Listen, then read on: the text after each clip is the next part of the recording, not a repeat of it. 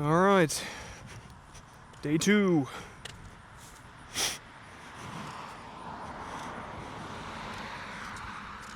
I didn't come prepared with topics. I didn't really know what to talk about today. It's been kind of a weird day.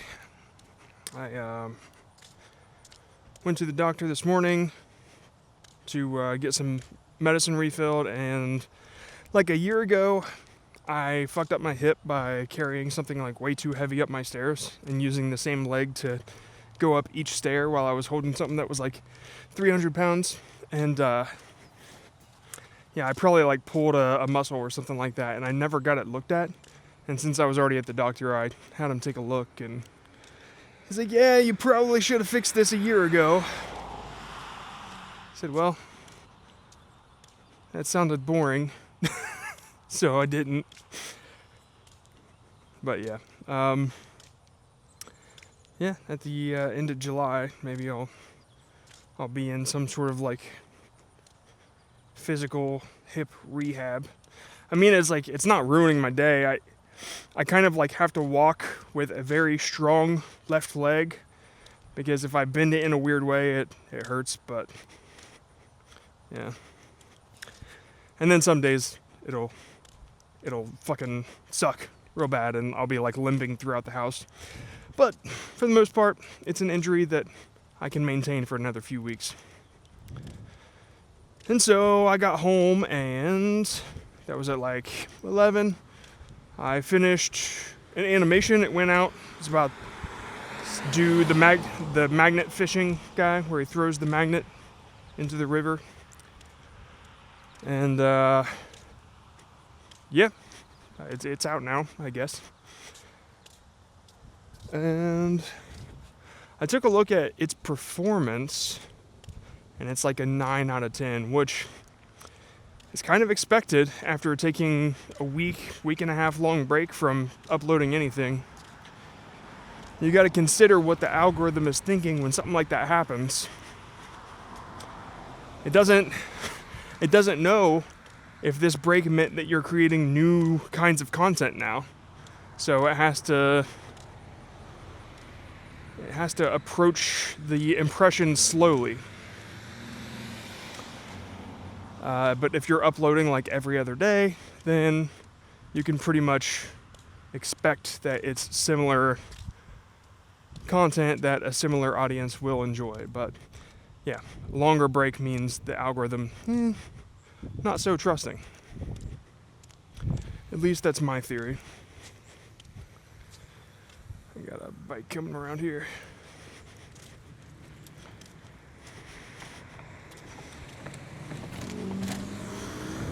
Okay.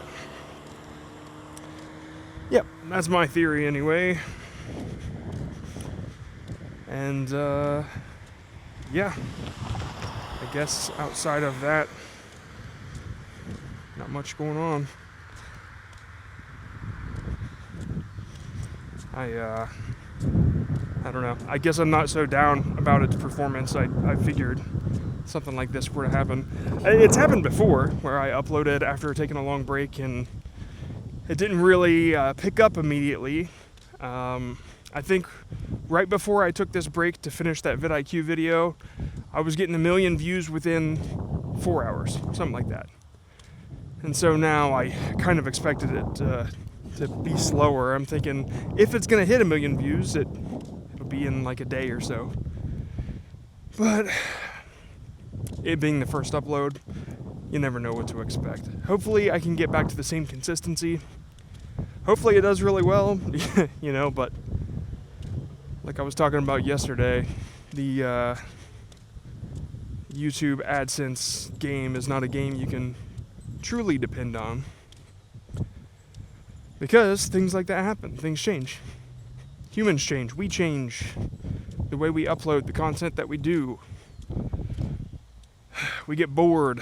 Want to do new stuff that might affect how you pay your bills if all you rely on is YouTube AdSense. So, yeah.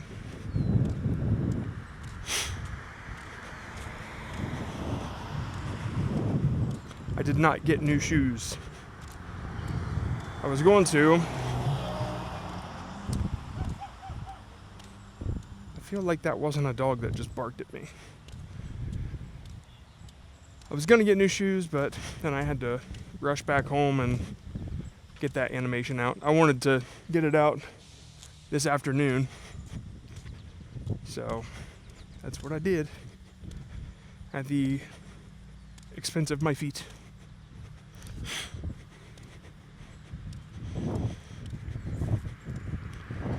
I got people approaching me from behind with a dog. I'm just gonna be self-aware and let them pass. You'll see me. I'll look to the left every 10 seconds just to see where they are. Or I'll hear their footsteps. This is what it's like in a man's brain. Hyper vigilant, hyper aware. Or maybe I'll just walk across the street and avoid the whole situation. Actually, there is something going on over there.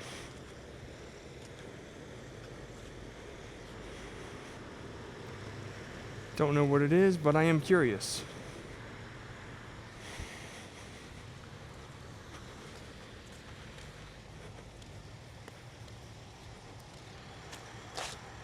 Let's see.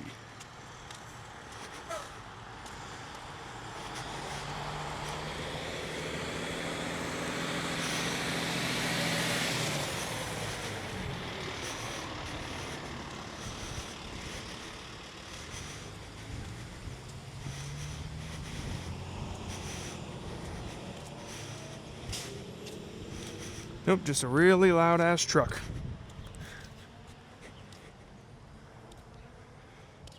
Oh, shit fire, Barrett.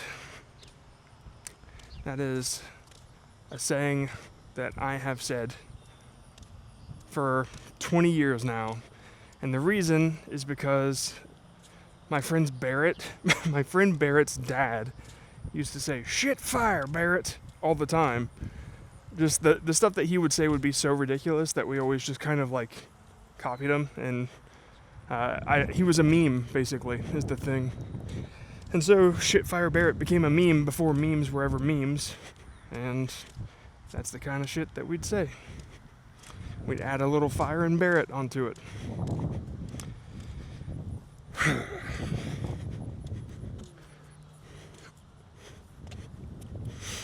It's a little difficult to open my drink while I'm walking.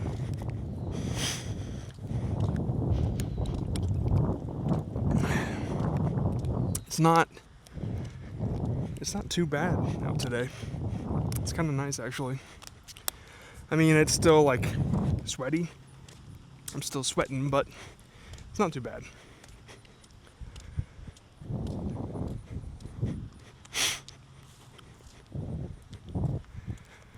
One sec. I decided to not do the whole stopping recording thing because it's a pain in the ass and it makes the audio out of sync. So, whenever I get close to showing road signs or whatever, I'm just gonna put the camera to my chest. I hate that I even have to do it. Most of y'all, I wouldn't give a fuck if you knew where I lived, but when I first joined with vidIQ, I heard some horror stories about people stalking some of those dudes, and they were just doing really ridiculous shit. One of the creators had to move, and I just don't get it. Why? All they do is teach YouTube advice. How do you got that little going on in your life that you have to obsess about a YouTube advice guru teacher? That's insane to me.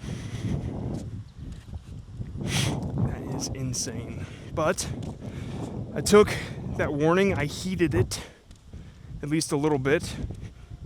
I try not to make it easy, but I'm pretty sure with the right tools, somebody would be able to find me pretty easy. Which I don't do a whole lot to hide it.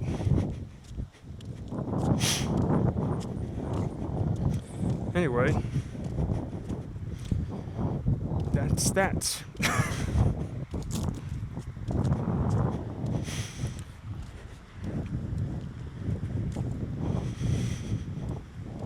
It feels like very weird.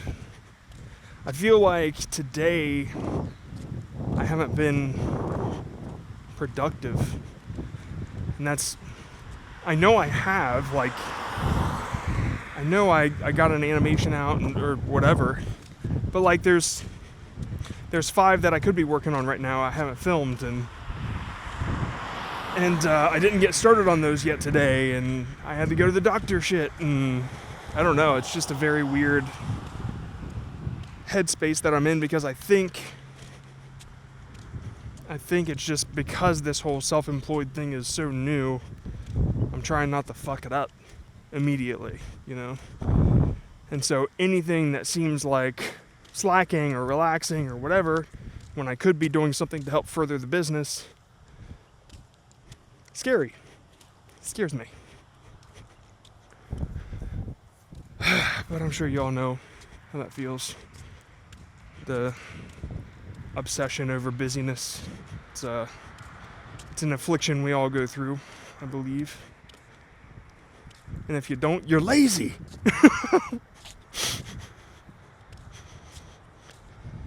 That was a joke.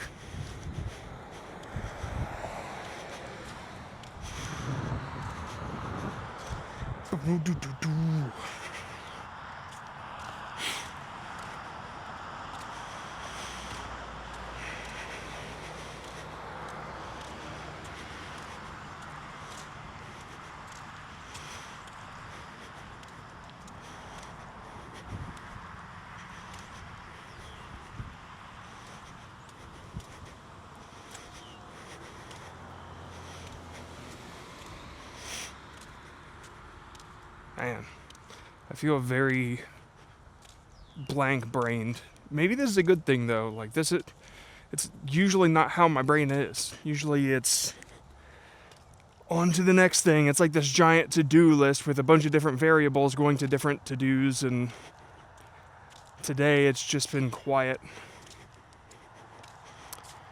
Which, like I said before, can be scary, because it feels like you're not getting anything, but at the same time, a quiet mind leads to a super fucking productive mind tomorrow. That's why they say you should get your sleep. You should do your offloading. By the way, when I say offloading, I mean like have a little bit of a ritual to break away from work. A lot of people will just grab a book and read in bed for a little while, or I don't know. You need to have something. You can't just work up until you go to sleep. It's basically the point. Something that Dr. K had talked about really stuck with me. The whole offloading process. It's like super important. You know, I think it was Dr. K on Creator Science, which is Jay Klaus's podcast. And maybe the thumbnail says something like, stop caring about views, or something along those lines. It's like it's a contrarian thumbnail. Or views don't matter, I don't know, something like that. But that podcast I've probably listened to at least 10 times. Every time I pick up something different, and it's all about creator health. And I was gonna start something about that. Creator self-help. I own the domain. That's why when you go to my YouTube channel and you look at my email address for people to contact your business and stuff, because you should never put the email address that your YouTube is linked to public, just so you know. Always add a different email address that's public. Makes it easier for people to hack you if you don't. So, anyway, my public-facing email is john@creatorselfhelp.com, which has nothing to do with what I'm doing now. But I had already bought the business email Gmail package or whatever, and that's where I get all these brand offers and whatnot.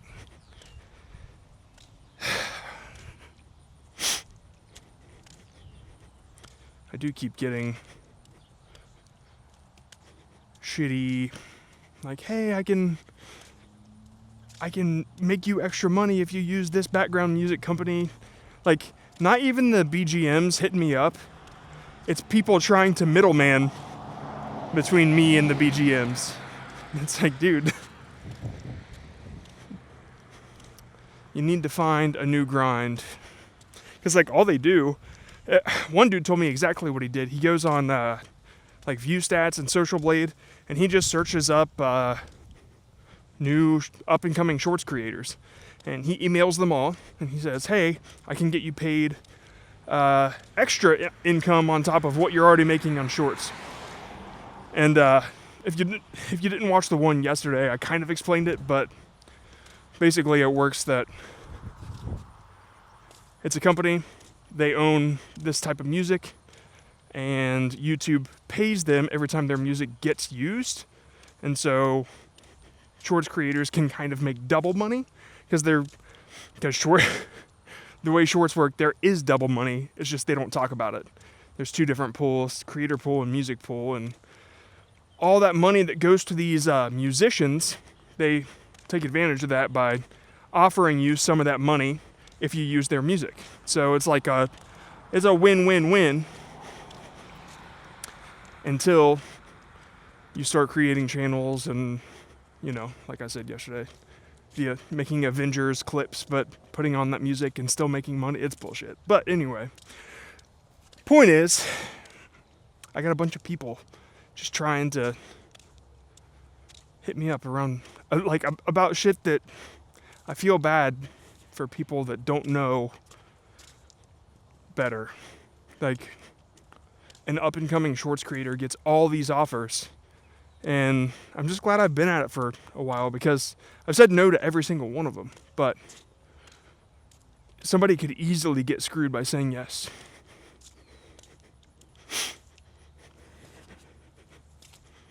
It's a bummer. It's a tough creator world out there.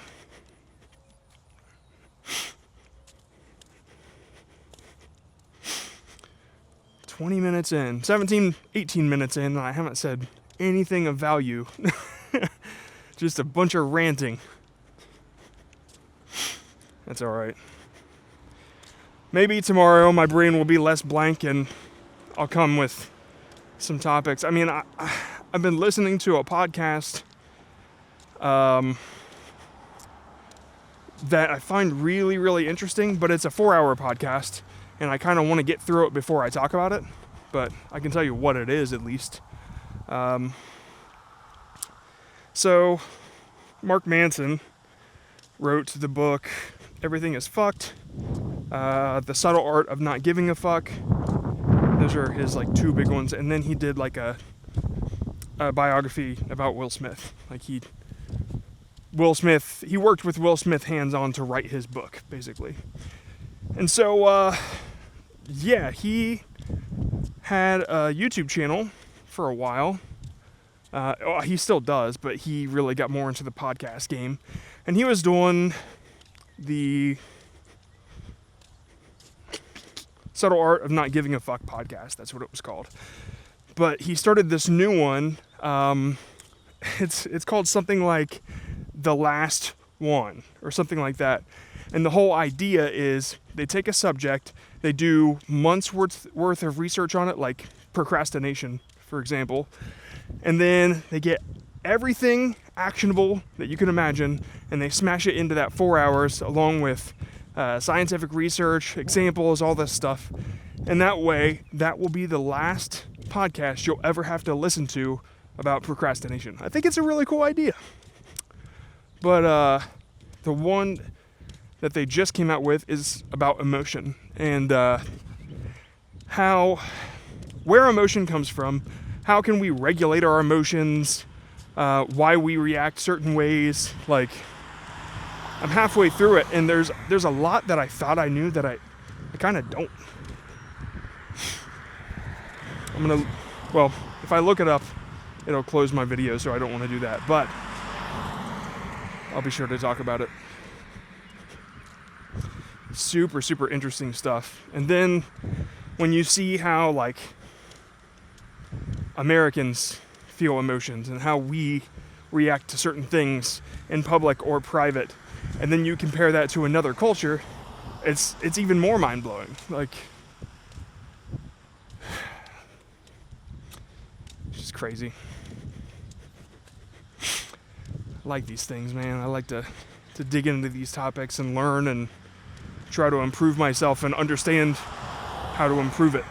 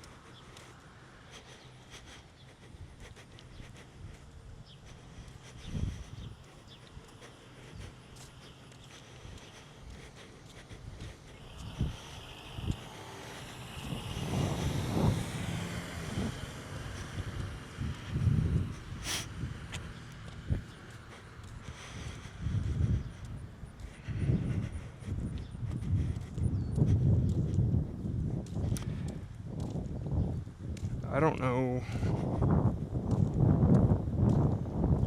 how to feel about this, but I do know that I'm really relaxed. And that's usually a good sign. Things to come. I don't know why I don't know why I worry so much when I know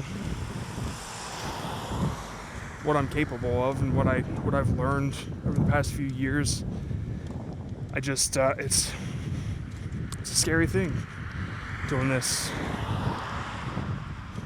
taking this leap. I knew that when I put in my I put in a month's notice, basically. I said, hey guys, I'm gonna have to do something, take the leap. I've been knocking back and forth business ideas for the past year. I wrote a book. I need what I do to be mine. And vidIQ just wasn't scratching that itch, and I don't think anything ever will. So it's like, I gotta figure it out. Which I have no doubt that I will. It just happened. And so it's a little fucky, a little freaky. The amount of products that I've made over the past 3 years, digital products, things that I'm like, okay, I'm gonna make a landing page about this and a newsletter about that and do creator self-help stuff, and maybe I start a community over there. I want to be honest with y'all, and I couldn't say it before, but I wasn't allowed to do any of that stuff. I wasn't able to just jump into starting my own creator business because that was against contract. And it's like, I get why it's against contract, because when you're working for a creative company and you create something for yourself, like maybe I were to write a book or whatever, technically, since it's a creative act and it somewhat relates to the business that vidIQ has, technically they could sue me for it and keep it, because the contract says that whatever you create, they own, basically, while you're there. And so I didn't really do much as far as following through with what projects I wanted to do, especially when it came to products or courses or whatever the fuck. Now that said, vidIQ would never, obviously, like they would never do something like that. But it was still like in the back of my mind that I can't give people advice. I can't do it publicly. I could in like the vidIQ Discord, but like I couldn't truly go out of my way to help people in public or to share some opinions that might not necessarily be in the best interests of vidIQ or YouTube, because like we don't love everything, right? But when you represent a business, you kind of either love it or you don't talk about it. And so that's how business is, I guess. But now that things are opening up, like, I don't know, this is just one long ramble, but it got me talking again. Now that things are opening up and I have the freedom to create whatever product I want, I have the freedom to talk about whatever subject I want. And the fact is, like, the subject that I talk about most is content creation. Not necessarily YouTube, but like the creative side of things. And so, I don't know, I guess I kind of felt held back for a long time because I didn't want to get in trouble. I didn't want to cross the line. I just wanted to play by the rules, and I did until I couldn't anymore. You know, the itch kept getting itchier, and that's when I was like, guys, I gotta be able to say whatever I want and do what I want and help who I want and make what I want. And all that said, I would never go and try to make a YouTube advice thing that vidIQ could make. Like, I don't really know what the contract said about that, but like I'm not gonna be their competition. Like, if anything, I would just go back and do freelance work for them, because that's not really where my heart is, you know. But now that I'm out, I do get to post like today I posted a tweet, and it was something like, "Dear ChatGPT, please take this thumbnail and turn it into a sketch so I can pretend that I turned this sketch into a thumbnail on Twitter." Because like there are so many thumbnail artists that are like pretending that they started with a sketch and like created a thumbnail out of it. And like the sketch is like perfect in every way. It was like perfectly made, so you know that it's an AI sketch. It's like ridiculous. Anyway, I'm just happy to have that freedom and be able to do that. But clearly I'm a little worried of the things to come. It's risky, you know, the things I'm doing. But I gotta do it. I gotta do it. I ramble, I yap. I hope you guys enjoyed all of that crap. And I still got 1 minute, so I'm just gonna stand outside my house then.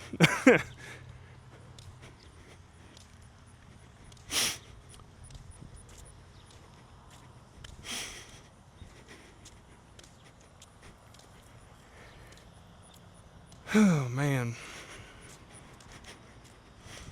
If you guys have any cool ideas, like product ideas or community ideas or whatever, like hit me with it. Let's do some shit together. Like, this 30 for 30 thing is not something I ever expected, but I was listening to a podcast that I always listen to when I go into the dentist, because it's the only one that's downloaded on my phone.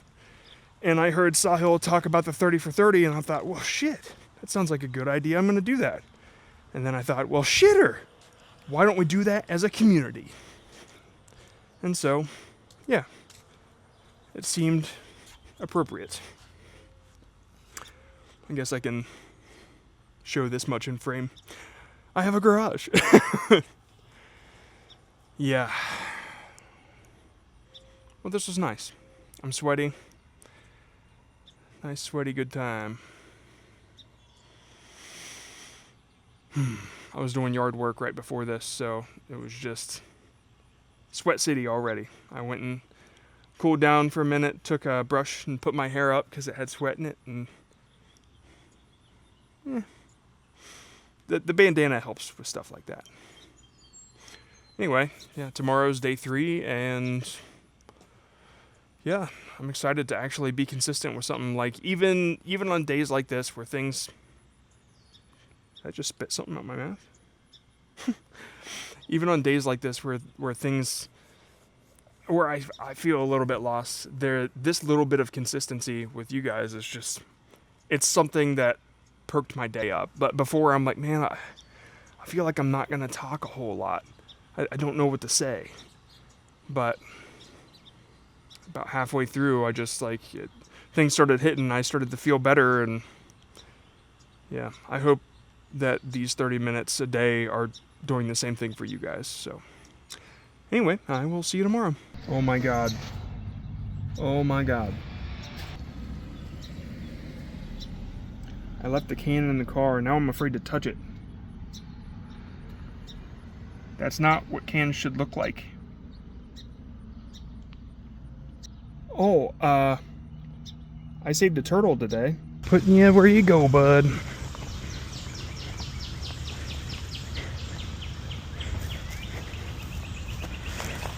There you go.